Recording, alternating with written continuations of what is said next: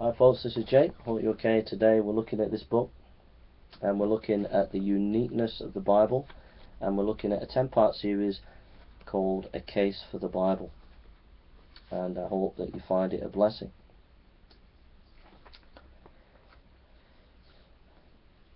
Why is the Bible unique?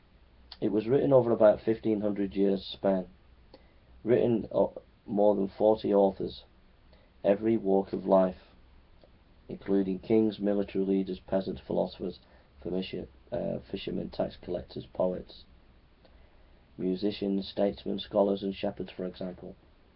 Moses, a political leader and judge trained in the universities of Egypt. David, king. Amos, herdsman. Joshua, military. Nehemiah, cupbearer. Daniel, a prime minister. Solomon, king. Luke, a physician. Peter, a fisherman. Matthew, a tax collector. Paul, a rabbi. Mark, Peter's secretary. Number 3, it was written in different places. Moses wrote in the wilderness, Paul in prison, Luke while travelling, John in exile. 4, written at different times. David in times of war and Solomon in times of peace.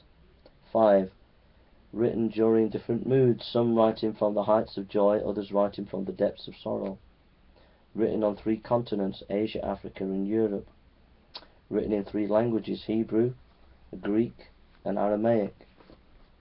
Samuel Taylor says of the Bible, I have found in the Bible words for my innermost thoughts, songs for my joy, utterances for my hidden griefs, and pleadings for my shame and feebleness. Number 8, the Bible was written in a variety of literary styles: poetry, historical narrative, song, romance, didactic treatise, personal correspondence, memoirs, satire, biography, autobiography, law, prophecy, parable and allegory. The Bible addresses hundreds of controversial subjects. Number 9, subjects that create opposing opinions. Number 10, in spite of its diversity, the Bible presents a single unfolding story, God's redemption of human beings. Norman Geisler and William Knox put it this way: the paradise lost of Genesis becomes the paradise regained in Revelation. And then 11, finally and most important, among all the people described in the Bible, the leading character throughout is the one true living God made known through Jesus Christ.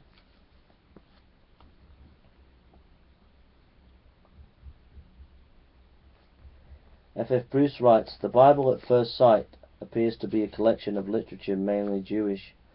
If we inquire into the circumstances under which the various biblical documents were written, we find that they were written at intervals over a space of nearly 1,400 years.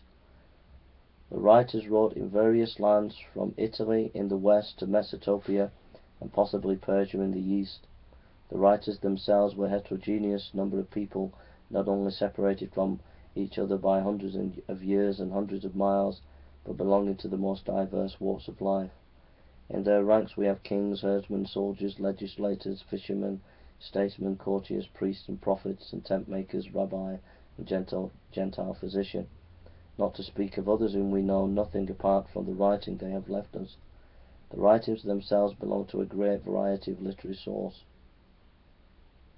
They include history, law, civil, criminal, ethical, rituals, sanitary, etc. For all that, the Bible is not simply an anthology. There is a unity which binds the whole together.